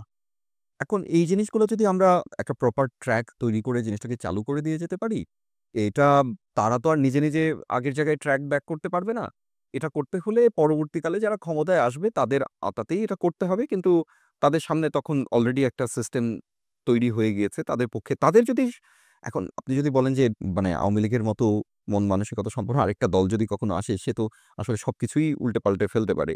কিন্তু সেটা যদি না হয় কারো যদি এতটা মানে দুর্বুদ্ধি যদি না হয়ে থাকে, তাহলে একটা রাজনৈতিক দল যে জনগণের ম্যান্ডেট নিয়ে ক্ষমতায় আসবে, সে যদি চায় এটাকে চালিয়ে নিয়ে যেতে পারে। এটা একটা নেভার এন্ডিং ব্যাটল হয়তোবা। কিন্তু এটা আমার কাছে মনে হয় যে মানে মানে একটা আশঙ্কা তো থেকেই যায় কিন্তু অসম্ভব না আরকি। ওকে। আমাদের মুক্তিযুদ্ধের যে ঘোষণাপত্র ছিল ৭১ সালে, সেখানটায় একটা বড় জায়গা ছিল সামাজিক ন্যায় বিচার। সো প্রান্তিক মানুষদের কাছে আমরা কিভাবে আসলে এই স্বাস্থ্য সেবাটা পৌঁছে দিতে পারি একদম সবল, মানে আমাদের যে পাবলিক মেডিকেল কলেজগুলো, হসপিটাল আছে সেখানে জানি যে বারান্দার মধ্যে মানুষ লাইন দিয়ে শুয়ে থাকে, নোংরা এবং একটা ডাক্তার ১,০০০ জন রোগী দেখছে। সো এই সিস্টেমটা কিভাবে চেঞ্জ করা যায়? এই সিস্টেমটা চেঞ্জ করতে হলে আপনার আসলে আমরা যেটা বলি লোকাল লেভেল প্ল্যানিং বা বটম মানে বটম আপ প্ল্যানিং এই জিনিসটা থাকতে হবে। হ্যাঁ? আমার গ্রাসরুট এর মানুষের অর্থাৎ আমাদের দেশে যেভাবে সিদ্ধান্ত নেওয়া হয়, হয়তো অন্য মিনিস্ট্রির কথা জানি না। তবে আমার ধারণা একই পদ্ধতিতে নেওয়া হয়। সিদ্ধান্তগুলো খুব টপ ডাউন নেওয়া হয়। কিন্তু স্বাস্থ্যক্ষেত্রে অন্তত সিদ্ধান্তগুলো নিতে হবে বটম আপ যে আমার কমিউনিটিতে কি ধরনের নিড আছে, কি জিনিসগুলো তার প্রয়োজন এটা আমাকে মাথায় রাখতে হবে। এটার একটা ফ্রেমওয়ার্ক আছে যেটাকে বলে ইউনিভার্সাল হেলথ কভারেজ বা সর্বজনীন স্বাস্থ্য সুরক্ষা। তার ৩ টা ডাইমেনশন আছে। একটা হচ্ছে আমার পপুলেশন কভারেজ বাড়াতে হবে। ২ নাম্বার হচ্ছে সার্ভিস কভারেজ বাড়াতে হবে। ৩ নম্বর হচ্ছে কস্টটা আমার কমিয়ে আনতে হবে। অর্থাৎ কস্ট এর যেই আমার প্রোটেকশন, সেই প্রোটেকশনটা বাড়াতে হবে। অর্থাৎ ফাইন্যান্সিয়াল প্রোটেকশন বাড়াতে হবে। এই ৩ টা জিনিস আমাকে বাড়াতে হবে। তাহলে দেখেন ১ম কথা হচ্ছে যে আমার যদি পপুলেশন কভারেজ বাড়ানোর কথা বলা হচ্ছে, what is population coverage? Population coverage বাড়ানো মানে হচ্ছে আপনি যে কথা বললেন সেটাই। যে আমার প্রান্তিক জনগোষ্ঠী আমি তো জানি যে কোন মানুষগুলো আমার আমার সচরাচর আমার হেলথ সেন্টারে আসছে। তো তার বাইরেও যে মানুষগুলো আসছে না, সেই মানুষগুলোকে আইডেন্টিফাই করে দরকার হলে তাদের কাছে যেতে হবে। আর তাদের কাছে গিয়ে কিন্তু তাদের নিড গুলো আপনি আইডেন্টিফাই করতে পারবেন। বুঝতে পারবেন সে কেন আসছে না। তার কি যাতায়াত ব্যবস্থায় সমস্যা? তার কি আস্থা নেই? তার কি টাকা পয়সা নেই? এই বিষয়গুলো কিন্তু বুঝে সেই অনুযায়ী ব্যবস্থা করতে হবে। আরেকটা হচ্ছে আমার যেটা হচ্ছে যে আমার সার্ভিস কভারেজ। আগে হয়তো আমাদের দেশে উপজেলা স্বাস্থ্য কেন্দ্রগুলোতে কেবলমাত্র ডায়রিয়ার ট্রিটমেন্ট দেওয়া হতো বা যে কি বলে এটাকে ইনফেকশাস ডিজিজ গুলোর ট্রিটমেন্ট দেওয়া হতো। অথচ আমার সোসাইটিতে কিন্তু বর্তমানে নন কমিউনিকেবল ডিজিজ এর বার্ডেন, কমিউনিকেবল ডিজিজ এর বার্ডেন এর সমান, সমান বা আরো বেশি। অর্থাৎ আমার এখন ডায়াবেটিস হচ্ছে, আমার হার্ট ডিজিজ হচ্ছে। সেই রোগগুলোর ট্রিটমেন্ট কি আমরা এখন ইন্টিগ্রেট করতে পেরেছি? পারিনি কিন্তু। তার মানে আমার এই কভারেজটাও বাড়াতে হবে। আমার সার্ভিস কভারেজ বাড়াতে হবে। যেই সার্ভিসগুলো এখন আমরা প্রাইমারি কেয়ার লেভেলে দিই না, সেই সার্ভিসগুলো প্রাইমারি কেয়ার লেভেলে দিতে হবে। প্রয়োজনে ডমিসিলিয়ারি কেয়ারেও সেটা ইনক্লুড করতে হবে। অর্থাৎ আমার যেই কমিউনিটি হেলথ ওয়ার্কাররা যাদেরকে আমরা আম আম এ এ এইচএ বলি আরকি, হেলথ অ্যাসিস্ট্যান্ট বলি। তারপরে ফ্যামিলি প্ল্যানিং এ ফ্যামিলি ওয়েলফেয়ার অ্যাসিস্ট্যান্ট বলে। তাদেরকে আমার আরো বেশি পরিমাণে এম্পাওয়ার করতে হবে। তাদেরকে কেবলমাত্র ওষুধ দিয়ে বা স্বাস্থ্যের বাণী নিয়ে গেলেই হবে না। হেলথ এনটাইটেলমেন্ট ও তার মানুষের কাছে পৌঁছে দিতে হবে। অর্থাৎ মানুষের অধিকারটা তাকে বলতে হবে। মানুষকে এম্পাওয়ার করতে হবে যে তোমার অধিকার এই জিনিসটা চাওয়া। এটা ওখানে বসে কেবলমাত্র একটা উপজেলা স্বাস্থ্য কেন্দ্রে বসে বা ডিস্ট্রিক্ট হসপিটালে বসে, সদর হাসপাতালে বসে কিছু ডাক্তার সিদ্ধান্ত নেওয়ার বিষয় না। এটা তোমার জন্য এই সার্ভিসটা দেওয়া হয়েছে। তোমার অধিকার আছে দেখার যে এখানে ডাক্তার আছে কিনা, না থাকলে কেন নেই? সেই জিনিসটা ডিমান্ড করার অধিকার তোমার আছে। এই জিনিসটা এই বার্তাটা তার কাছে পৌঁছানো। এই বার্তাটা বারবার তার কাছে দেওয়া যাতে সে এম্পাওয়ার্ড হয়। আর ৩ নম্বর হচ্ছে যে কস্ট কস্টটা কমিয়ে আনা বা একটা প্রিপেমেন্ট মেকানিজম, যেই মেকানিজমের মাধ্যমেই হোক আল্টিমেটলি মানুষ সার্ভিস পাবে। মানে এটা আমাদের একদম জনস্বাস্থ্যের একদম খুব মৌলিক একটা ধারণা যে মানুষ স্বাস্থ্যের জন্য পে করবে অ্যাকর্ডিং টু দেয়ার অ্যাবিলিটি, কিন্তু স্বাস্থ্য সেবাটা নিবে অ্যাকর্ডিং টু দেয়ার নিড। তার যখন যেই প্রয়োজন হবে সেই সেবাটা সে নিবে। এটাকে বলে রিস্ক পুলিং। আমার মনে করেন একটা সমাজে যদি ১০,০০০ মানুষ থাকে, ১০,০০০ মানুষ একসাথে আম অসুস্থ হবে না এবং একই মাত্রায় অসুস্থ হবে না। কিন্তু সবার কাছ থেকে তার ইনকাম অনুযায়ী যদি আমরা একটা প্রিমিয়াম নিয়ে একটা শুধুমাত্র হেলথের জন্য রেখে দিতে পারি, যখন এটা কিন্তু সোশ্যাল সলিডারিটির ভিত্তিতে হতে হবে। তখন মানুষ চাইলে সেখান থেকে, এটা কোনো বিজনেসের জন্য আবার করা যাবে না, যেটা আমেরিকায় হয়। আমি সেই মডেলের কথা বলছি। ইন্স্যুরেন্সের মডেলের কথা হ্যাঁ, বলছো। it's kind of insurance, but it's a social insurance. It's not a commercial insurance. এই টাকাটা তাদেরই থাকবে। এই টাকাটা দিয়ে কেউ বেনিফিট করছে না। এই টাকাটা একটা ইন্স্যুরেন্সের প্যাকেজের মতোই একটা কমন পুল ফান্ডে এটা জমা থাকবে। কিন্তু সেটা কেউ এখান থেকে ব্যবসা করবে না। এই টাকাটা তার NHS এ যেটা হয় আরকি, হ্যাঁ? ইংল্যান্ডে হয়। ইংল্যান্ডে যেটা হয়। জার্মানি, নেদারল্যান্ডেও হয়, ইউরোপের সবগুলো দেশেই হয়, কিন্তু একটু ভিন্ন মডেলে হয় সেটা। ইউকের মতো হয় না। সেটা হয় অন্য একটা মডেলে। যাই হোক, এটা খুব টেকনিক্যাল আলোচনা হয়ে যাবে যে কিভাবে হয় এটা নিয়ে আলোচনা করতে বসলে। কিন্তু মোট কথা, তাদের ফাইন্যান্সিয়াল প্রোটেকশন এর ব্যবস্থা আমাদের জানা আছে। কিন্তু এগুলো হয় না কেন? এগুলো হয় না কারণ হচ্ছে আমাদের একটা জিনিস আমাদের মাথার উপর চেপে বসে আছে। এটাকে বলে পাবলিক ফাইন্যান্সিয়াল ম্যানেজমেন্ট। সারা পৃথিবীতেই আছে এটা। অর্থাৎ আমার কিভাবে একটা মন্ত্রণালয়ে টাকাটা যাবে সেই জিনিসটা উপর থেকে সিদ্ধান্ত নেওয়া হয়। এটা একটা বাজেটের কতগুলো মানে লাইন আইটেম থাকে। প্রত্যেক বছর সেগুলো একবার রিভিউ করা হয় এবং সেখানে হয়তো 10% বাড়িয়ে দেওয়া হয় কি 5% বাড়িয়ে দেওয়া হয় কি 2% কমিয়ে দেওয়া হয়। যেখানে খরচ হয়নি সেখানে একটু মানে ওই আমার ফরমেট অনুযায়ী আমি কিন্তু টাকাটা নির্ধারণ করি এবং তারপরে ওই বরাদ্দটা যাকে দেয়ার কথা তাকে আমি দিয়ে দিই। কিন্তু স্বাস্থ্যের কিন্তু এটা নিড বেসড। এটা আপনি উপর থেকে দিলে হবে না। কারণ আপনি কি জানেন যে ওই এলাকায় কখন একটা এপিডেমিক হবে, কখন কোন রোগের প্রাদুর্ভাব হবে? সব এলাকায় তো ডিমান্ড বেশি না। সব এলাকার ডেমোগ্রাফিক ফিচার একরকম না। এপিডেমিওলজিক ফিচার বা রোগতাত্ত্বিক যেই বৈশিষ্ট্য এক না। কোথাও আপনার ম্যালেরিয়া বেশি হয়, কোথাও ম্যালেরিয়া হয়ই না। কোথাও আপনার উম আ আপনার ইয়ে আছে ওই যে ম্যালনিউট্রিশন আছে।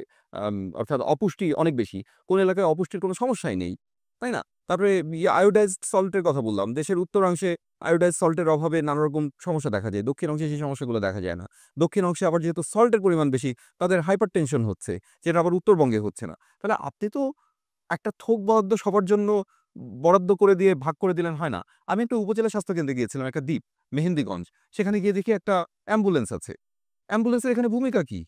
অ্যাম্বুলেন্স তো যেতেই পারবে না আপনার দ্বীপের নদীর মধ্যে। মধ্যে দিয়ে, হ্যাঁ। আচ্ছা। দ্বীপের মধ্যে দ্বীপের মধ্যে তো পেভড ওয়েও ছিল না যে সেই অ্যাম্বুলেন্সটা ওখানেই বসে থাকতো। জনগণ যখন কথা বলেছি, জনগণ বলেছে আমাদের একটা আ ওয়াটার অ্যাম্বুলেন্স দরকার আরকি। যেখানে আমার রোগী অসুস্থ হলে যেন আমি উম আ বরিশাল সদরে নিয়ে যেতে পারি। কিন্তু সেখানে একটা অ্যাম্বুলেন্স দিয়ে বসে আছে। হয়তো বাংলাদেশের ৪০০ উপজেলার জন্য বা ৪০০ যে ২০ টা বা ২৫ টা উপজেলা আছে, ২৪ টা উপজেলা আছে, তাদের জন্য হয়তো কোনো জায়গা থেকে অনুদান এসছে, সবাইকে একটা, একটা করে ভাগ করে দিয়েছে আরকি। এরকম মানে সবকিছুই টপ ডাউন হয়। সেখানে ওই জিনিসটার নিড আছে কিনা সেটা দেখার কোনোদিন প্রয়োজন হয় না। এবং এটার আসলে কোনো ব্যবস্থাও নেই। কারণ আমার পাবলিক ফাইন্যান্সিয়াল ম্যানেজমেন্ট যেটা আছে সেটা অত্যন্ত প্রাচীন, ব্রিটিশ আমল থেকে চলে আসছে এবং সেভাবেই এটা চলে আসছে। কিন্তু এইটা পরিবর্তন করা অত্যন্ত জরুরি এবং সেটা যদি করা যায় তাহলে আমি প্রান্তিক জনগোষ্ঠীর নিড অনুযায়ী তাকে আমি বরাদ্দ দিতে পারবো। তার জন্য আমি প্ল্যানিং করতে পারবো। এখন আমি প্ল্যানিংই করতে পারি না। কারণ প্ল্যানিং করবো কিভাবে? সেই প্ল্যানিং এর জন্য তো আমার টাকা লাগবে। সেই টাকা তো আমি নিতে পারবো না। আমার তো টাকা ফিক্স করা। কিন্তু সেটার জন্য আমার যেই খাতগুলো দরকার, আমার পার্বত্য চট্টগ্রামে যেই খাতে টাকা ব্যয় করা দরকার, আমার দ্বীপাঞ্চলে যেই বা চরাঞ্চলে যেই খাত দরকার, সেই খাত তো আমার বাজেটের মধ্যে নাই। আপনি ওই খাত দেখিয়ে আপনি টাকাই আনতে পারবেন না হয়তোবা। এই বাজেটের কথাটা বললা। একটা বাংলাদেশের মতো উন্নয়নশীল দেশে বাজেটের কত ভাগ আসলে স্বাস্থ্য খাতে বরাদ্দ হওয়া উচিত? এইটা বলে যে আমাদের জিডিপির 5% আমাদের আছে 1% বা তারও কম বা কাছাকাছি। বাট জিডিপির 5% ব্যয় করা উচিত আরকি। ডাক্তার আসলে কতজন রোগীকে ঠিকঠাক মতো সেবা দিয়ে রোগীকে মানুষ হিসেবে ট্রিট করতে পারে? হিউম্যানাইজ না করে? এটা আসলে এইটা বলা খুব মুশকিল। এটা মানে অনেকগুলো বিষয়ের উপর কি ধরনের ডিজিজ এটার উপর নির্ভর করছে। তবে এটা খুব ইন্টারেস্টিং একটা কোয়েশ্চেন। আমি আমার গবেষণার সময় আমি গ্রামের মানুষদের কাছ থেকে এটা পেয়েছি, এই সাজেশনটা পেয়েছি। আমার মাথায় আসেনি, তাদের মাথায় এসেছে। তারা বলছে যে, "আপনি ডাক্তারকে বলে দেন না, এই কয়টার বেশি রুগী দেখতে পারবেন না।" হুম। সরকারি, বেসরকারি যেই খাতেই হোক। তাহলেই তো হয়ে যায় যে আমার এই কোটা আছে, এই কয়টা আমি দেখব, এরপরে আমি আর দেখতেই পারব না। কিন্তু এই জিনিসটা এখন এটা আসলে এক্সাক্ট কত এটা আমার মনে হয় যে এটা আলোচনা একটা স্টেক হোল্ডার কনসালটেশন এর মাধ্যমে এই জিনিসটা ঠিক করা যেতে পারে। কিন্তু এটার একদম এক্সাক্ট কোনো ইয়ে নাই। অস্ট্রেলিয়া বা অন্যান্য দেশে আমি শুনেছি যে তারা তো ইন্সুরেন্স বেস সিস্টেম। একটা রোগী নাকি ১৫ মিনিটের নিচে যদি থাকে ডাক্তার তার হাতে পায়ে ধরে, "ভাই উঠো না, হ্যাঁ। এখনই বসো। চলো আমরা গল্প করি। Let's talk about something else." ১৫ minute হয় তারপরে সে যায়। কারণ 15 মিনিটের নিচে যদি হয় সে ইন্স্যুরেন্স থেকে টাকা পায় না। হুম, একদম মানে ঘন্টার ৪ ভাগের ১ ভাগ করে ইউনিট ভাগ করা থাকে যে কত ইউনিট ইউজ করা হলো ইন্স্যুরেন্স। হ্যাঁ। সো আচ্ছা, তুমি একটু আগে বলছিলা যে রাজনৈতিক দলগুলো আমাদের হেলথ সিস্টেমের যে আমলাতন্ত্রটা আছে এটা চেঞ্জ করতে পারবে না বা মানে এটা আমরা দেখতে পাই না যে হতে পারে। তো এই সরকারকেই চেঞ্জ করতে হবে। সো এই জায়গা থেকে আমাদের যেমন সবকিছু তো পলিটিসাইজ আমাদের এই যে সচিব, ড্যাব সো এই জায়গাগুলো থেকে কি বের করে আনার প্রয়োজন মনে করো যে চিকিৎসকদেরকে আসলে কোনো পলিটিক্যাল পার্টির অ্যাফিলিয়েশন নিজে করুক কিন্তু চিকিৎসক হিসেবে থাকা প্রয়োজন কি? আমি ব্যক্তিগতভাবে একেবারেই এটা মনে করি না। আমি কোনো পলিটিক্যাল পার্টির আসলে অ্যাফিলিয়েট না। পলিটিক্যাল পার্টির সাথে আগেও বলেছি এক ধরনের সম্পর্ক তৈরি হয়েছে একসাথে কাজ করতে গিয়ে। কিন্তু আম আম অনেকের মানে এখন ড্যাব যারা করে এরকম অনেকের সাথে আমার বন্ধুত্ব আছে। কিন্তু তারপরে আমি বলব যে আসলে কোনো দেশেই শুধু ড্যাব কেন, কোনো পেশাজীবীরই কোনো পেশাজীবী গোষ্ঠীরই আসলে রাজনৈতিক পরিচয় থাকা উচিত না। সে ব্যক্তিগতভাবে বিএনপি করুক অসুবিধা নেই। সে জামাত করুক কোনো অসুবিধা নেই বা অন্য কোনো রাজনৈতিক দল যদি করতে চায় করবে। মানুষের রাজনীতি করার অধিকার আছে। কিন্তু কেবলমাত্র একটা কোটারিভুক্ত রাজনৈতিক দলের আম আ মানে লেজুর হিসেবে, পেশাগত লেজুর হিসেবে কাজ করাটা এটা আমার কাছে অত্যন্ত ক্ষতিকর মনে হয়। কারণ তারা বেসিক্যালি আম তাদের রাজনৈতিক স্বার্থ হাসিল করার জন্যই কাজ করেন। তা না হলে ডাক্তারদের স্বার্থ দেখার জন্য তো বিএমএই ছিল। এটাকে তো আলাদা, আলাদা রাজনৈতিক দলে মানে রাজনৈতিক ফ্যাকশনে ভাগ করাটা আসলে উচিত না। এটা কেউই মানবে বলে আমার কাছে মনে হয় না। এই কথাটা বলার কারণে আমার বন্ধু-বান্ধবরা আমার উপর চড়াও হবে আমি জানি নিশ্চিতভাবে। কিন্তু তারপরেও এটা যেটা মানে this is my honest opinion এবং আমি মনে করি যে আজকে যারা ড্যাবের বড়, বড় নেতা আছেন তারা হয়তো মুখে কথাটা বলেন না। তো তারা নিজেরাও এটা উপলব্ধি করেন যে এই জিনিসটা আসলে কতটা ক্ষতিকর। আচ্ছা। এবার একটু একদম প্রান্তিক পর্যায়ে কিভাবে আমাদের তো আসলে বাজেটে খুব বেশি আনতেও পারব না। ৫% আনলেও সেটা আসলে আমাদের স্ট্যাটিস্টিক্স এ অনেক ভুল থাকে। আমাদের জিডিপি আসলে যতটা দেখানো ততটা না। অনেক হুম। ল্যাগ থাকবে। বাজেট না জিডিপির একটা পার্সেন্টেজ থাকতে হয় আরকি। জিডিপির একটা মানে জিডিপি যেটা দেখি আমরা সেটাও তো আসলে ভুলভাল আছে। কারণ হ্যাঁ, আমাদের সেখানেও ভুলভাল আছে। তো সেই জায়গায় কমিউনিটি ইনভলভমেন্ট কিভাবে বাড়ানো যায়? আমরা জানি যে প্যালিয়েটিভ কেয়ার এর জন্য কেরালার দিকে কমিউনিটি বেসড অ্যাপ্রোচ নেয়া হয়। সো বাংলাদেশে এটা কোনো সাজেশন আছে নাকি যে কিভাবে আমরা প্রান্তিক কমিটিগুলোকে ইনভলভ করতে পারি বা সব ক্ষেত্রে যে ডাক্তারকে আমাদের মাঠে ছড়াই দিতে হবে তা কিন্তু না, নট এট অল। তাই না? মানে প্যারামেডিক্স থেকে শুরু হুম, করে হুম। ধাত্রী অনেকভাবেই আমরা দিতে পারি। তো এইটার সম্পর্কে যদি কিছু না, আপনি নিজেই উত্তর দিয়ে দিয়েছেন। আমাদের দেশে প্যারামেডিক্স বলতে গেলে একেবারেই নেই। আর নিয়ম হচ্ছে একজন ডাক্তারের বিপরীতে ৩ জন নার্স থাকবেন, ৫ জন প্যারামেডিক্স বা এলাইড হেলথ প্রফেশনাল থাকবেন। বাংলাদেশে এলাইড হেলথ উল্টা মানে রেশিওটা পুরোপুরি উল্টা। বরং মানে একজন ডাক্তারের বদলে ২ জন ৩ জন নার্স থাকার কথা। উল্টা এখন একজন নার্সের বিপরীতে ২ জন ডাক্তার আছে। মানে ইটস টোটালি বিজার মানে এটা পৃথিবীর কোথাও আছে কিনা আমি জানি না আরকি। মানে নার্সের থেকে ডাক্তার বেশি হয়ে গেছে আরকি। আর এলাইড হেলথ প্রফেশনাল তার থেকেও কম। সো এদেরকে যদি বাড়ানো যায় তাহলে তাদেরকে কিন্তু আপনি ইউনিয়ন পর্যায়ে অনেক বেশি এনগেজ করতে পারবেন। যেটা একজন ডাক্তার তার প্রফেশনাল তার যে সামাজিক যেই মানে ব্যবস্থার মধ্যে সে বেড়ে উঠেছে, we like it or not তার পক্ষে আসলে একটা ইউনিয়ন পর্যায়ে গিয়ে স্বাস্থ্যসেবা দেওয়াটা খুব একটা প্রত্যাশা করে মানে প্রত্যাশিত কিন্তু এটা আসলে হয় না না বাস্তবে। বাংলাদেশ তো এককেন্দ্রিক সব ঢাকামুখী না। হ্যাঁ, সেটাই বলছি।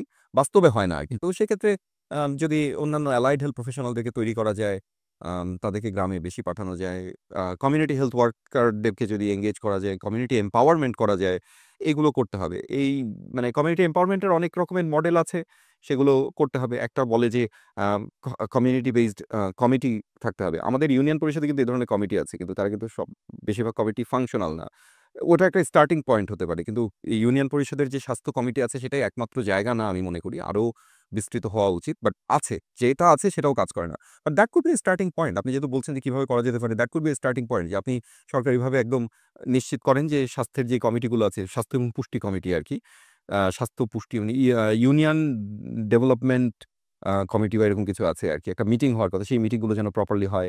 সেই মিটিংগুলোতে যেন সঠিক সিদ্ধান্ত হয় এবং সেই সিদ্ধান্তের ভিত্তিতে যেন তাদের সমস্যাগুলোর সমাধান হয়। এই বিষয়গুলোকে একটা নজরদারির মধ্যে আনা যেতে পারে আরকি। আমি জানি যে তুমি বর্তমানে বাংলাদেশের যে সংস্কার কমিশনগুলো আছে, স্পেশালি স্বাস্থ্য নিয়ে যে কমিশন আছে, তার সাথে মোটামুটি ইন টাচ আছো। সো তাদের মধ্যে কি এরকম কোনো পরিকল্পনা জানতে পেরেছো যে এরকম কিছু করা হচ্ছে? স্বাস্থ্য কমিশন আ ভালো হয়েছে। খুবই ভালো মানুষজন আছেন যারা স্বাস্থ্য ব্যবস্থাকে বোঝেন এরকম মানুষ আছেন। কিন্তু সমস্যা হচ্ছে যে স্বাস্থ্য সংস্কার আসলে একটা চলমান প্রক্রিয়া। তারা যতই গুডনেস অফ হার্ট নিয়ে এগিয়ে আসুন না কেন, এটা আসলে আজকেও সকালে আমি একটা সেশনে এটা নিয়ে দীর্ঘ আলোচনা করেছি। যে স্বাস্থ্য ব্যবস্থার সংস্কার আসলে এমন না যে এটা খুব প্রেসক্রিপটিভ হতে পারে না। এটা একটা ট্রায়াল এন্ড এরর অনেক আপনার একটা অবজেক্টিভ থাকবে obviously কিন্তু সেটাই যে কাজ করবে এরকম কোনো কথা নেই। তো এগুলো বোঝার মতো মানুষ এখানে কয়েকজন আছেন বটে এবং তারা চেষ্টাও করছেন। তবে আমি যেটা দেখেছি বা মানে স্বাস্থ্যের যে আইনগুলো আছে, যেহেতু স্বাস্থ্য ব্যবস্থা একটা খুব জটিল এবং দীর্ঘমেয়াদী প্রক্রিয়া, যেহেতু তাদের কাছে মাত্র ৩ মাসের সময় দেওয়া হয়েছে। তারা ওই আইনগুলো নিয়ে আমি তাদেরকে কাজ করতে দেখেছি। সেই আইনগুলো ধরে, ধরে সেখানে যে অসঙ্গতিগুলো আছে, সেগুলোকে তারা অ্যাড্রেস করার চেষ্টা করছেন। কিছু, কিছু অসঙ্গতি দূর করতে হলে শুধুমাত্র আইন দিয়ে হবে না। আমাদের যে কনস্টিটিউশন আছে, সেই কনস্টিটিউশনেও কোনো জায়গায় হাত দিতে হবে। হ্যাঁ? মানুষের অধিকারের কথা যেমন স্বাস্থ্যকে অধিকার হিসেবে স্বীকৃতি দেওয়া হয়েছে। কিন্তু আবার সেই সাথে এটাও বলা হয়েছে যে এটা প্রোভাইড না করতে পারলে সরকারকে এটার জন্য দায়ীও করা যাবে না আরকি। এরকম একটা বিষয় আছে। এক্সাক্ট ল্যাঙ্গুয়েজটা এরকম না বাট এসেন্সটা এরকম। পারলে দিব। হ্যাঁ, পারলে দিব বা এটা দেওয়া উচিত, দেওয়া ভালো। কিন্তু না দিলে তার কি হবে সেটাও সুস্পষ্টভাবে বলা নেই। অর্থাৎ এটাকে সরকারের উপর এক ধরনের মানে অনেকটা লুজলি এটা তাদেরকে দায়িত্বটা দেওয়া হয়েছে। কিন্তু এটাকে আরেকটু স্ট্রিক্টলি এটা করা উচিত এবং সেটা না করলে সম্ভব না। পাবলিক ফাইন্যান্সিয়াল ম্যানেজমেন্টের যে প্রবলেমটার কথা বলেছি, এটারও সম্ভবত উৎস আমাদের যেই আম আম সংবিধান, সেখানেও কিন্তু পাবলিক মানি কিভাবে ব্যবহার করা হবে, তার যে গাইডেন্স আছে বা তার যে মৌলিক যেই আম পয়েন্টস গুলো আছে, সেটাকে না বদলালে পাবলিক ফাইন্যান্সিয়াল ম্যানেজমেন্টকেও আপনি কিন্তু বদলাতে পারবেন না। অর্থাৎ ওখানেও কিন্তু হাত দেওয়ার কিছু জায়গা আছে। এরকম অনেক সংস্কার কেবলমাত্র স্বাস্থ্যের সংস্কার নয়, এটা আরো বৃহত্তর সংস্কারের প্রয়োজন আছে। তো সেগুলো নিয়ে তারা চিন্তাভাবনা করছেন এবং তারা পৌঁছাচ্ছেন। হয়তো তাদের কাছে পৌঁছানোর একটা ব্যবস্থা চিন্তাভাবনা তারা করছেন। তৃতীয়ত আ আরেকটা জিনিস তারা করছেন বলে শুনেছি। আমি একদম সরাসরি কথা হয়নি। সেটা হচ্ছে যে ট্র্যাকের কথা বললাম, মাল্টিপল ট্র্যাক, সেটা নিয়ে কিছু আলোচনা হচ্ছে। যদিও পাবলিক অ্যাডমিনিস্ট্রেশন এর যে সংস্কার কমিটি আছে তারা আম হেলথ এবং এডুকেশনকে সম্পূর্ণ আলাদা একটা কমিশনের আন্ডারে নিয়ে যাওয়ার প্রস্তাব করেছেন। যদিও আমি এতটা র‍্যাডিক্যাল প্রস্তাব করি না। কারণ আমার কথা হচ্ছে যে পরিবর্তন আসলে একটু ধীরে, ধীরে হওয়াই ভালো। মানুষকে একটু ব্রিথিং স্পেস দিয়ে, দিয়ে পরিবর্তনের একটা ট্র্যাজেক্টরি তৈরি করে তারপর পরিবর্তনটা করা ভালো আরকি। হঠাৎ করে আমি সবকিছু আনলাম। এটা হয়তো কাজ নাও করতে পারে বলে আমার আশঙ্কা হয়। করতে পারলে তো খুবই ভালো। I welcome that. তো সেটা তারা এনেছেন। এখন তার মানে বোঝা যাচ্ছে যে এটার সাথে স্বাস্থ্য সংস্কার কমিশনের যারা কাজ করছেন তাদের হয়তো এক ধরনের আন্ডারস্ট্যান্ডিং আছে বা তারা হয়তো সেই লাইনে চেষ্টা করছেন। সেটা হলেও কিন্তু তারা যদি এই পৃথক ট্র্যাক গুলো তৈরি করেন, অর্থাৎ এটা বর্তমান ক্যাডার সার্ভিসের আন্ডারে থেকে হোক, আর পৃথক কমিশনের আন্ডারেই হোক, আমার ৩ টা ট্র্যাক বা ৪ টা ট্র্যাক, তারা বলতে পারেন যে না ৩ টা, আমার আরো কাজ আছে, আমি ৪ টা ট্র্যাক করব। কোনো অসুবিধা নাই। কিন্তু এই ট্র্যাকগুলো স্পেসিফাই করতে হবে। এটা হচ্ছে আমার কথা। ৩ টা বলে কোনো কথা নেই। আমি যদিও ৩ টা বলেছি আমার গবেষণার ভিত্তিতে। কিন্তু এটা ৪ টা হতে পারে, ৫ টা হতে পারে, ২ টাও হতে পারে। কিন্তু এটা একদম ক্যারিয়ার ট্র্যাজেক্টরি ঠিক করা দরকার। শুনেছি তারা এই জিনিসগুলো নিয়ে কাজ করছেন। আর ৪ নম্বর যেটা শুনেছি, যেটা আজকে শুনলাম একজন সাংবাদিকের কাছ থেকে, আমি আসলে উনাদের কাছ থেকে সরাসরি শুনিনি। সেটা হচ্ছে যে একটা রেফারেল সিস্টেম নিয়ে দীর্ঘদিন ধরে আলোচনা হয়েছে। ঢাকায় পাইলট প্রজেক্ট এর মতো করে একটা রেফারেল সিস্টেম চালু করা হবে। অর্থাৎ জেনারেল ফিজিক জিপি থেকে অন্যখানে হ্যাঁ, এক্সাক্টলি। এই জাতীয় একটা মডেল চালু করার কথা এরকম। এই কয়েকটা ফলো হয়। মানে এরকম রিফর্ম এর কথা শুনছি। এগুলো যদি হয়ে থাকে তাহলে এগুলো খুবই পজিটিভ। এবং in general reform commission is doing great আমার মনে হয়। বাট তুমি কি দেখেছো যে পাবলিকের থেকে ইনপুট নেয়া স্পেশালি হেলথ সিস্টেম? খুবই নিচ্ছে। রিফর্ম কমিশন প্রত্যেকদিন বাংলাদেশের বিভিন্ন প্রান্তে বিভিন্ন মানুষের সাথে অল্প, অল্প করে তারা বসছেন। যদিও আমি অভিযোগ পাচ্ছি আমার সাথে বসেনি, অমুকের সাথে বসেনি ইত্যাদি, ইত্যাদি। হ্যাঁ। আ আমার সাথেও তো বসেনি ভাই। আমি তো হেলথ সিস্টেম নিয়ে কাজ করি। বাট তারপরেও তো আমার সাথে বসছে। তারা ব্যক্তিগতভাবে মানে কমিশন না বসতে পারে। আমি এমন কেউ হয়ে যাইনি যে কমিশন আমার সাথে এসে কথা বলতে হবে। কমিশনের বিভিন্ন সদস্যরা বসছে, তাদেরকে আমি আমার ইনপুট দিয়েছি। তারা খুব খোলা মনে সেই ইনপুটটা নিয়েছেন। তাদের সেই খোলা মনটা আছে। তারা প্রত্যেকেই চেষ্টা করছেন আসলে একটা ভালো কিছু করার। আমি তাদের উপর সম্পূর্ণভাবে বিশ্বাস রাখি। তাদের ইনটেনশন এর উপরে। আমাদের সময় প্রায় শেষ হয়ে আসছে। আমি আর ছোট্ট ২ টো কোয়েশ্চেন করে শেষ করব। একটা হচ্ছে যে বাংলাদেশের যে হেলথ কেয়ার সিস্টেমটা আছে এখানে ইনফরমেশন টেকনোলজি এবং ওভারঅল টেকনোলজি কিভাবে ইন্টিগ্রেট করা যায়? আমরা বাইরের সব দেশেই মোটামুটি দেখি যে ইউনিভার্সাল একটা হেলথ কার্ড থাকে সেখানটায় আমার একটা ব্যাকলগ কি হইছে, কোন ডাক্তারের কাছে গেছি সব জাস্ট নাম্বারটা দিলে চলে আসে। সো এরকম কিছু করা হ্যাঁ, কতটা বাংলাদেশে করা যায় কিনা? এটা নিয়ে আলো ক্লিনিক বলে একটা ক্লিনিক মানে তৈরি করা হয়েছে, মডেল ক্লিনিক তৈরি করা হয়েছে। আজকেই সকালে ইনফেক্ট ইউনাইটেড ইন্টারন্যাশনাল ইউনিভার্সিটি ছিলাম। সেখানে একটা ল্যাব করা হয়েছে। তারা ঠিক আপনি যে কাজটার কথা বলছেন যে কিভাবে টেকনোলজিকে হেলথ সেক্টরে ইন্টিগ্রেট করা যায়, কিভাবে তাদের কাছ থেকে ইলেকট্রনিক হেলথ রেকর্ড এর মাধ্যমে সবার ডেটাটা নিয়ে আসা যায়। তারপরে আম আ ডাক্তাররা যে প্রেসক্রিপশন লিখে সেটাকে কিভাবে একটা আ ফরম্যাটের মধ্যে নিয়ে আসা যায়, এটা যেন হাতে লেখা না হয়, যাতে এটা সবকিছু থাকে, সেটার অডিট করা সম্ভব হয়। এই বিষয়গুলো নিয়ে কাজ হচ্ছে। একজন ভদ্রলোক কাজ করছেন। ইউআইইউর একজন প্রফেসর আব্দুল্লাহ আল মামুন ওনার নাম। উনি কাজ করছেন। আমার ধারণা আরো অনেকে কাজ করছে। Health economics A institute of health economics এর আ আ অধ্যাপক আব্দুল হামিদ, উনিও কাজ করছেন। এটার কস্টিং সাইডটা দেখছেন। সো এগুলো নিয়ে চিন্তাভাবনা, এটা আসলে শুধু এই সংস্কারের সময় হচ্ছে না, এটা আগের থেকেও হচ্ছে। কিন্তু আগে এটা আমরা দেখেছি যে সংস্কারের নাম করে আসলে প্রচুর অর্থ অপচয়ের একটা মৎসব বা মহোৎসব লেগে যেত। তো এখন হয়তো সেটা হবে না। আগে যে কাজটা আমাদের আস্থা থাকতো না, এখন হয়তো সেই কাজটা হবে, কিন্তু সেখানে মানুষের আস্থা থাকবে এবং আস্থা ছাড়া, আস্থা একটা সিমেন্টের মতো। এটা আপনার বিল্ডিংকে আসলে ধরে রাখে। একটা ইটের মাঝে আপনি শুধু ইটের উপর ইট রাখলেই তো সেটার গাঁথুনিটা শক্ত হয় না। সেই আস্থার সম্পর্কটা তৈরি হয়। সেই আস্থার যে শর্তগুলো এখন অনেকখানি পূরণ হয়েছে। যার জন্য আগে হয়তো একই আইডিয়া ছিল, কিন্তু সেই আস্থাটা ছিল না, সেই সিমেন্টটা ছিল না। যার জন্য এটা ভঙ্গুর ছিল। তো এখন ওই আগের কাজটাই আরো ভালোভাবে হওয়ার সম্ভাবনা আছে। বাট হচ্ছে। এটা নিয়ে আপনি ঠিক যেই কথাগুলো বললেন, ঠিক সেই কাজগুলোই হচ্ছে। একদম মানে হাসিনা তো সারাদিনই বলতো গণতন্ত্র আছে, গণতন্ত্র, গণতন্ত্র কিন্তু ছিল না। সো এখন একই প্রসেসেই যদি আমরা আগাই কিন্তু আস্থা থাকলে কাজগুলো হওয়া সম্ভব। আ কিছু ক্ষেত্রে যেটা আমাদের সবাইকে আসলে এফেক্ট করে, যেমন আমরা একটা ডেলিভারির ক্ষেত্রে দেখতে পারি সি সেকশন বাংলাদেশে একটা নরমাল চল হয়ে গেছে এবং এটাই করতে হবে। এপিডুরাল অনেকে আ নিয়ে বাচ্চা দিতে চায় না। বাইরের দেশে আমরা দেখি যে এটা পুশ করতে পারবে কিনা। কিন্তু বাংলাদেশে এমন একটা কালচার হয়ে গেছে যে একদম প্রান্তিক মানুষ, গ্রামের একটা মেয়েও বলছে যে, "আমাকে সি সেকশন করিয়ে করো। এপিডুরাল তো অনেক পরের কথা।" WHO র একটা গাইডলাইন আছে যে 15% এর বেশি আসলে সিজারিয়ান সেকশন হওয়া উচিত না। তো বাংলাদেশে আমি এক্সাক্ট পার্সেন্টেজ বলতে পারব না। কিছুটা ভুলভ্রান্তি হবে। বাট আপনি যদি দেখেন যে এখানে প্রাইভেট সেক্টরে 60% আপনার সিজারিয়ান সেকশন হয়। আ এনজিওতে হয় হচ্ছে আপনার ৩০% ৩০-৩৫%।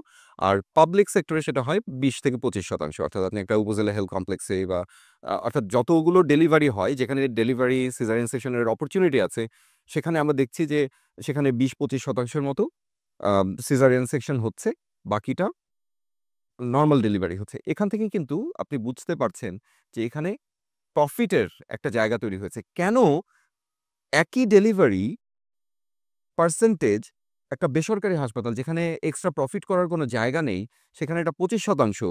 আর যেখানে প্রফিট করে, হিউজ প্রফিট মার্জিনের একটা সুযোগ আছে, সেখানে এটা 60-70% কেন হবে? তার মানে তারা এটা অহেতুক করছেন। কারণ তা না হলে এই যে ২৫% হচ্ছে উপজেলা হেলথ কমপ্লেক্স লেভেলে বা সদর হাসপাতালে সরকারি, সেখানে তো মানে রাইট অ্যান্ড লেফট মারা যেত, তাই না? আম সিজারিয়ান সেকশন তো হচ্ছে একটা লাইফ সেভিং অপারেশন।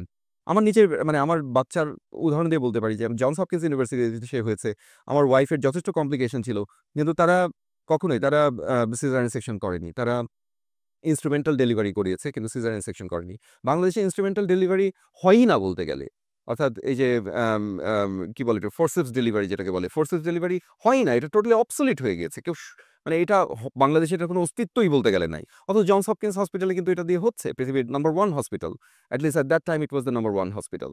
তাহলে বোঝাই যাচ্ছে যে বাংলাদেশ আসলে এই ব্যাপারে একটা সম্পূর্ণ ভ্রান্তির মধ্যে আছে।